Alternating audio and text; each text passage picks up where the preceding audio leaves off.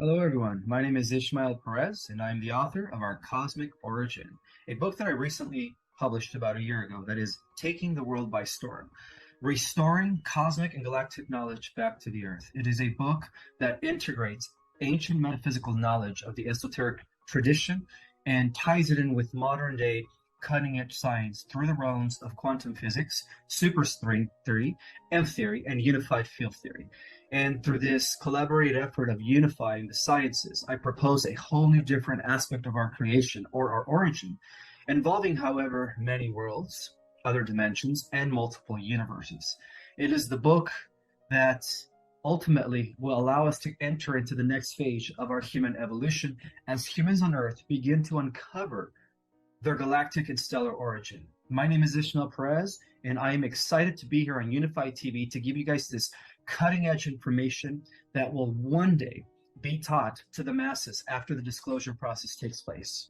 So, humans on Earth have been given two prominent theories regarding their origin. One of them comes from the established scientific community, which states that mankind is a product of accidental happenstance, that we are descendants from the primates. Well, my problem with that theory is that there are too many missing links. Now, the other prevailing theory is the theory of creation by intelligent design. Now, that theory is a little bit to be more truthful. However, it is also incomplete because it doesn't include the existence of multiple advanced civilizations, other dimensions, and of course, other universes.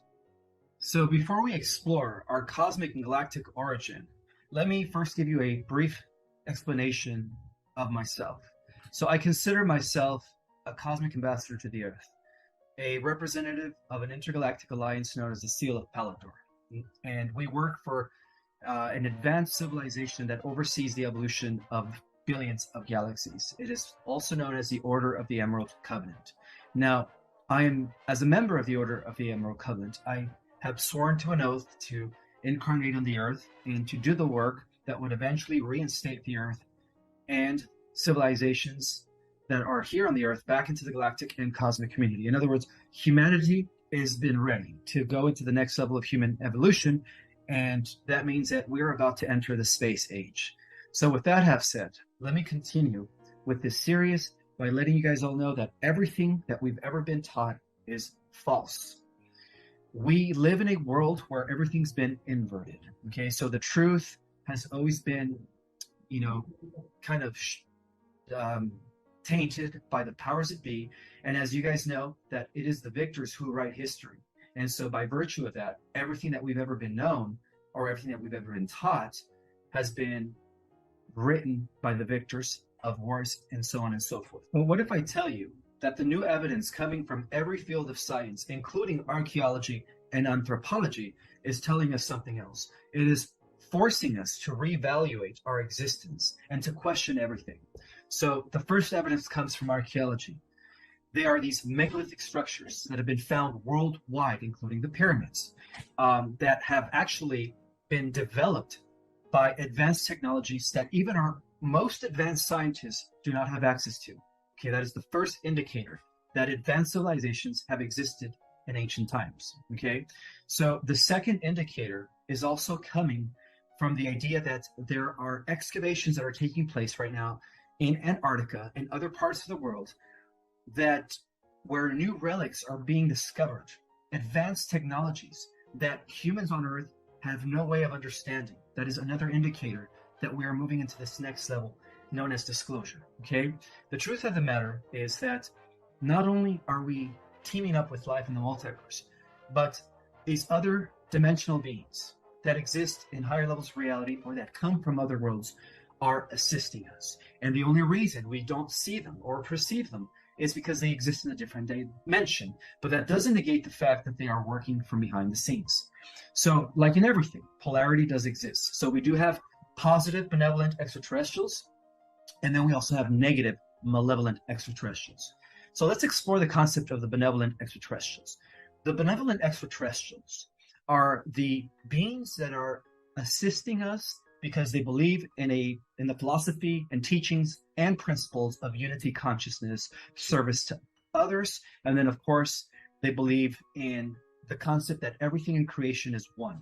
that we are all interconnected by virtue of being part of a greater organism. So let's just call those beings the positives, okay? The negative beings, which are a very small percentage, are considered those that are into service to self, okay? And those that are into exploitation, subjugation, manipulation, and conquer.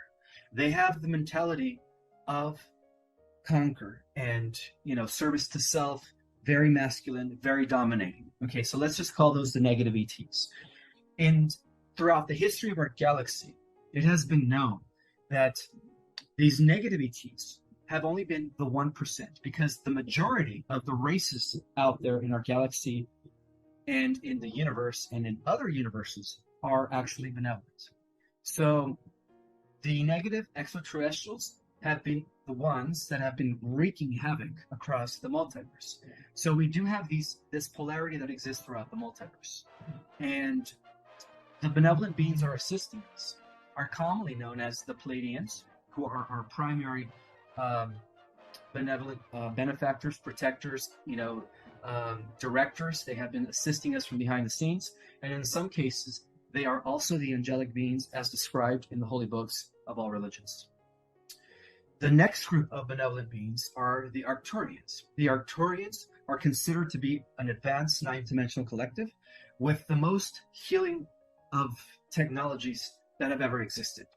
They work under the guidance and direction of Archangel Raphael, who is one of the 12 archetypes that I will be discussing, who actually is in charge of the medical ray of the healing arts and everything that has to do with holistic natural medicine.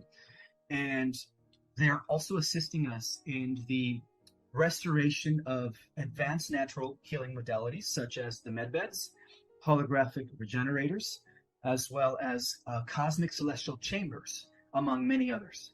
So they have been working from behind the scenes with the Pleiadians in the liberation and restoration of planet Earth. Another group that is assisting us is the Sirians. Okay, now who are the Sirians? The Sirians hail from Sirius B, which is a planet that is closest to the galactic core. Now, the Sirians are also considered the most advanced beings in our galaxy, and they also are known as those that have established the office of the Christ, the Covenant of Pelador, which again ties into this intergalactic group of guardians known as the Emerald Order. So we could say that the Emerald Order are like the celestial board of protectors. The different groups of celestial personalities that are guarding and protecting the various realms in the many dimensions. So in our galaxy, they are the Sirians. The Sirians, that's why they're known as the Sirian High Council, and oversee all matters within the galactic spheres. Besides the Sirians, we also have the Andromedans. The Andromedans come to us from our sister galaxy, Andromeda. And it is believed that the Andromedans are actually a little bit more advanced than most of the galactic and stellar races here in our galaxy, because they have had more of an experience. They have had more years ahead of them as far as evolving spiritually in balance with technology. Okay, so the Andromedans are also helping us from behind the scenes.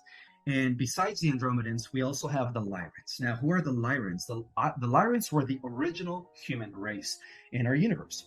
They originated in the galactic sector of Sirius B on a star system known as Vega, on a planet called Avion in the constellation of Lyra. And the Lyrans have been assisting us from day one. And many believe that all the different galactic humanoid species that exist not only throughout the galaxy, but throughout our universe, all are descendants of the Lyrans. So the Lyrans are actually the cradle of all human civilization. So if you want to say that the fact that the original atom was not developed here in our world, but was developed billions of years ago in Lyra, that's where our origin began, as far as our local universe is concerned. Besides the Lyrans, we also have other humanoids known as the Alpha Centaurians, the Procyons, the Hadarians, and then, of course, from our own local star cluster, we have the Venetians. Okay, the Venetians and those that come from Jupiter and Saturn. And that is, again, one of the biggest disclosures is the fact that there are currently existing advanced civilizations on the jovial planets, but they operate on different dimensions. So that's why our scientists cannot currently perceive them, because they're operating from the higher fourth, fifth, sixth levels or densities of reality. So our entire universe is teeming up with life. And one thing to understand is that most of the aliens are not little green man. They are humanoid, okay? Because there is a common ancestry that we humans on Earth share throughout the multiverse. There is a universal galactic blueprint in which all the races evolve in the image of the atom. The atom is pretty much the majority and the great blueprint in which all biological forms develop into. However, this doesn't negate the fact that we don't have other species that are not humanoid. For every single animal that we have here on our planet, we have the exact same species that is represented by that animal's head and a hominid body.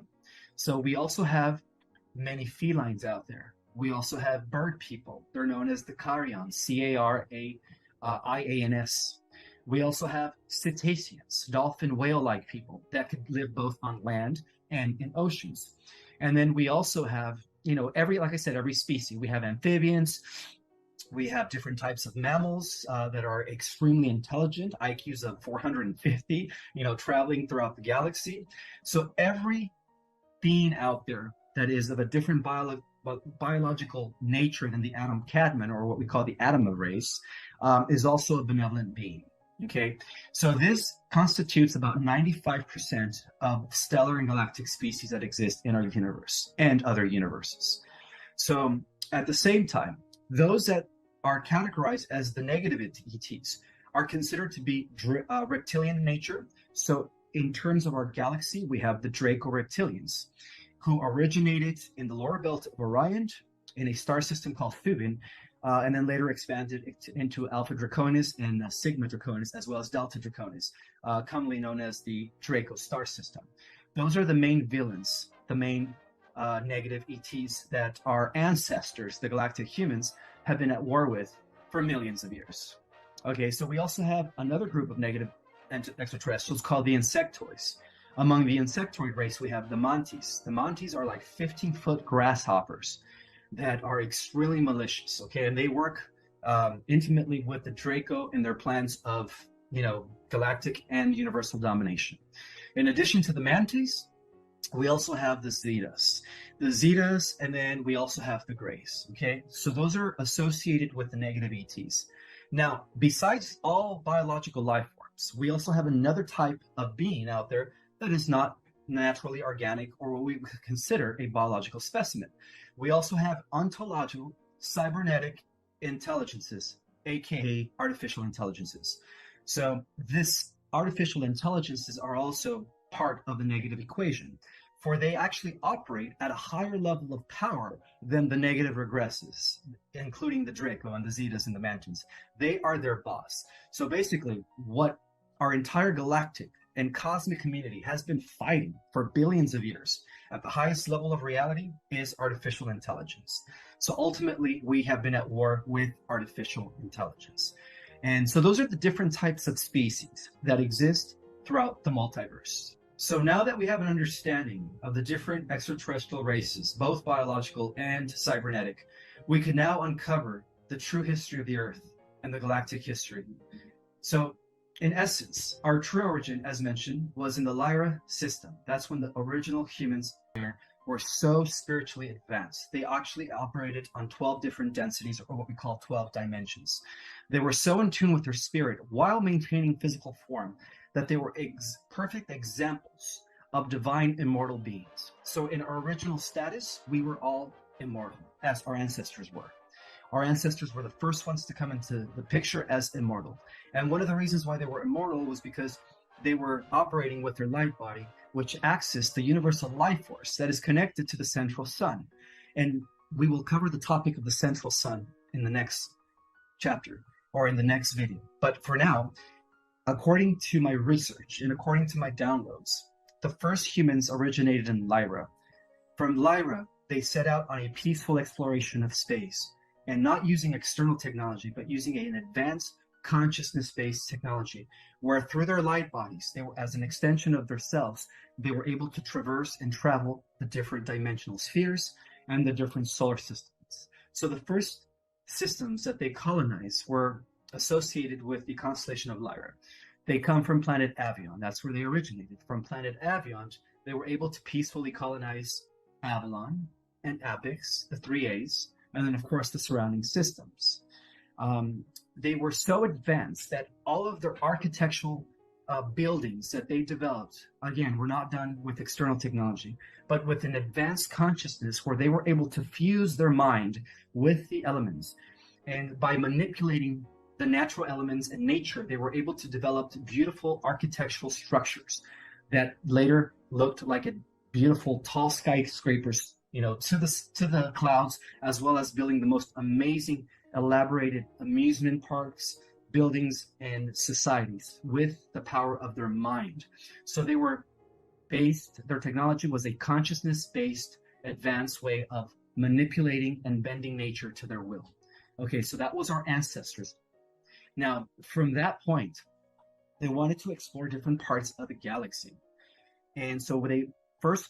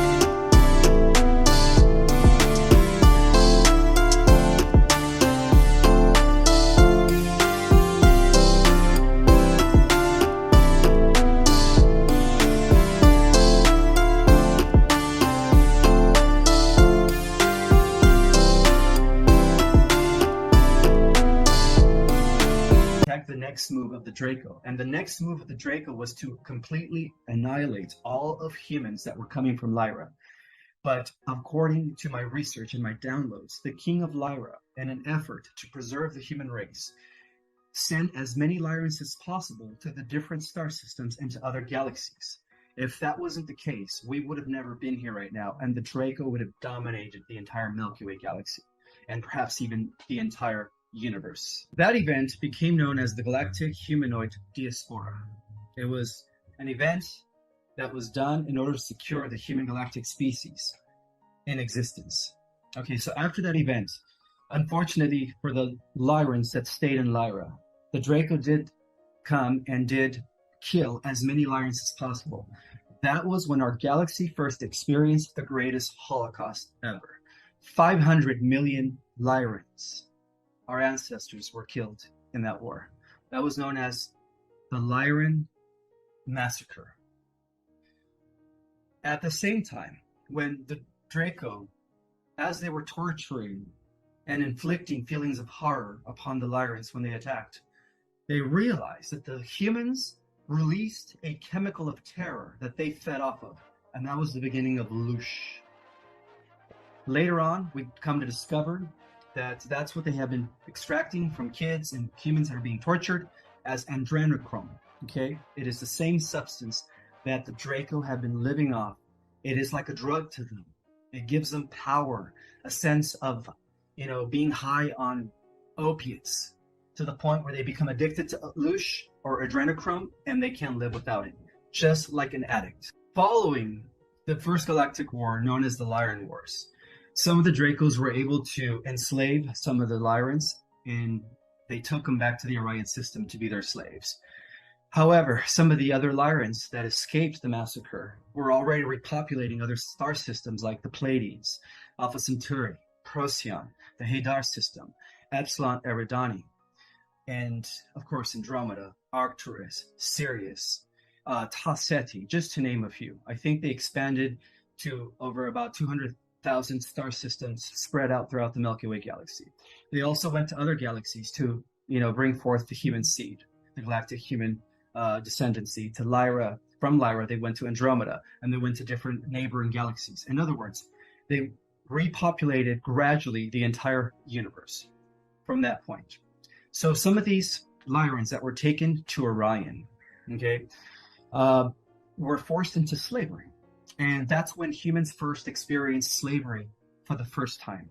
Many of the humans in Orion were now subjugated to the power of the Draco. Okay, there was a group of Lyrans that went to Orion that weren't slaves, that were actually trying to live in harmony and balance as they relocated to the upper system of Orion, where apparently the Draco had not yet explored. And for a few 100,000 years, those Lyrans that went to the upper system of Orion became known as the masculine inclined humanoids, okay, because they were now trying to bridge the gap between their advanced consciousness technology in balance with external technology, okay? So they were trying to bridge the gap between that. Now, these hominids, these Orion galactic humanoids that existed in the upper region of Orion, were eventually also enslaved by the Draco when the Draco found out that a lot of the galactic humanoids have settled in Upper Orion. However, a small band of these galactic humanoids in Orion banded together to create a rebel resistance. And that was the beginning of the Black League of Orion. Nothing to do with skin color. They were known as the Black League of Orion because they operate in secret. Similar to Neo and the people in the Matrix that free themselves in Zion from the simulation. So they operated in secret. That's what they were known as, the Black League of Orion. And the Black League of Orion developed a huge resistance against the Draco. However, some of the Lyrans that begin to adopt the ideologies of the Draco of service to self came from the Vega star system of Lyra and settled in a star system known as Aldebaran. And they were known as the Nordics. So the Nordics were starting to align with the dominating masculine totalitarian philosophies of the Draco. And so they decided to join the Draco in the exploration and expansion of the Draco Empire. And that is what reorganized the Draco Empire into the Galactic Orion Empire. That's when they became the Orion Galactic Empire. And that's the beginning of tyranny here in our galaxy. To combat that, the galactic humanoids that had spread out to different parts of the galaxy began organizing in little groups known as confederations. So they started organizing themselves through a vast network of galactic positive beings that believed in service to others and didn't agree with the expansion of the Orion Empire. At the same time, the spiritual beings beyond the galaxy who were associated with the Syrian High Council that originated from the galactic core, Ophiuchus, the great central sun in which this advanced etheric race resides, were able to also combat the problem. So what they did is they took a chunk from the original planet that was blown up in Lyra, which was known as Planet Evia, to develop a battlestar planet that would eventually be very instrumental in the war against the expanding Orion Empire. And that planet became known as Nibiru. Okay. Meanwhile, while the Orion Empire was trying to expand into different systems, they were met by these confederated region groups, or these galactic confederations. And that went on for a few million years. The Black League of Orion was losing in Orion because they were also outnumbered by the Draco. So in an effort to preserve the galactic humanoids in Orion, and by orders of the Syrian High Council, it was directed to integrate all the different confederations into one big galactic federation. And that was the beginning of the Galactic Federation of Free Worlds. So with the establishment of the Galactic Federation of Free Worlds, which was established approximately 8 million years ago, now there was two opposing interstellar fleets that were battling out for the outcome of the entire Milky Way. We have the expanding Orion Empire, who wanted to bring the entire galaxy under their control and power. And then we have the Galactic Federation, mainly led by the galactic humanoids in collaboration with other non-human biological specimens, as mentioned, like the cetaceans, the felines, the bird people, etc., etc.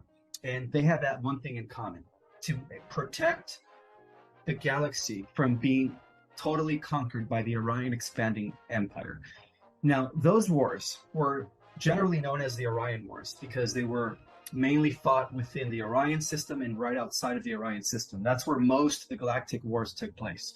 Now, we could also say that George Lucas drew a lot of information from the Akashic records to interpret it in a very understandable way when he wrote the movie Star Wars. Because when you think about it, in the movie Star Wars, you had the Galactic Empire and the Galactic Republic. Well, in our case, the Galactic Republic is the Galactic Federation.